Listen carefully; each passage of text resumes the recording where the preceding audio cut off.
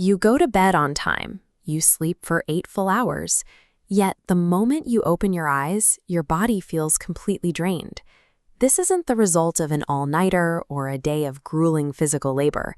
There is no obvious sleep problem to blame for why you feel this drained. The exhaustion is physical.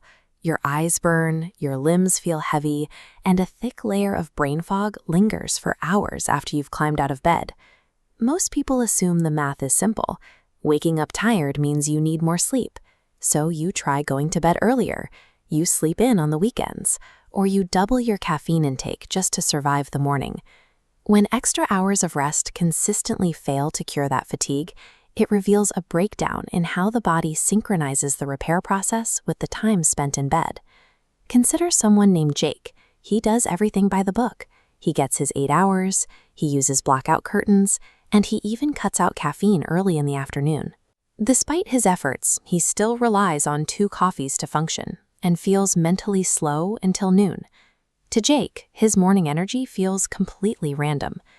Jake's strict 8-hour schedule fails to provide the same recovery that others seem to get from significantly less time in bed. To understand why, we have to look at the clock running inside his brain. This style represents your circadian rhythm, an internal 24-hour clock dictating when your body repairs itself. When midnight screen light strikes the eyes, the brain perceives it as sunlight, freezing the clock in a daytime state. This halts melatonin, the hormone signaling deep sleep. Because the brain perceives this screen light as sunlight, it delays the entire chemical recovery schedule.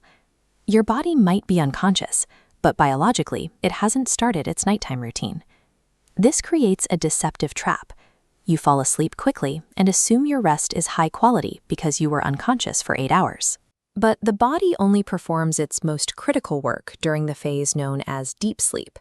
This is where the brain actively cleanses itself, muscles recover, and your nervous system finally calms down.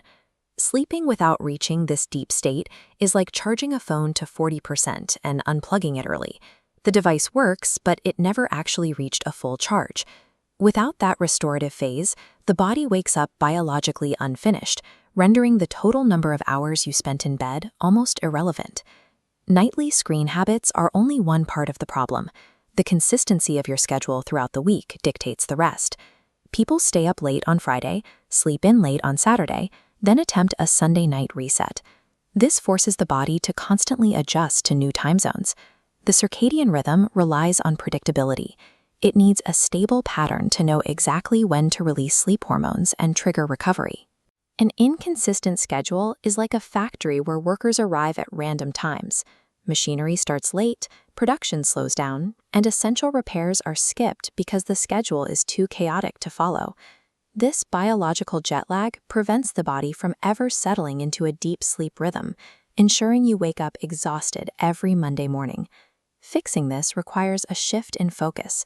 You have to stop prioritizing the quantity of your sleep and start protecting the timing of your sleep. The most powerful habit you can adopt is a fixed wake-up and sleep time that stays the same every day, including weekends. This trains your internal clock to anticipate recovery. You can support this by reducing bright light exposure 2 hours before bed, keeping your room cool, and avoiding heavy meals that keep your digestion active late at night. Finally, get sunlight in your eyes within the first hour of waking up. This provides the clear signal your brain needs to start the clock for the following night. These habits act as biological anchors.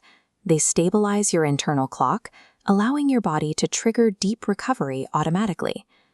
After 2 weeks of following these steps, Jake's body began to adapt. It wasn't an instant transformation, but his internal clock finally stabilized. He stopped needing a caffeine crutch to get through the morning. Because his sleep timing was consistent, his body finally reached the deep sleep phases it had been missing for years. Morning energy returns when the brain finally receives the clear, consistent signals it needs to finish the repair process. Recovery isn't about the hours you spend in the dark, it's about the rhythm you keep.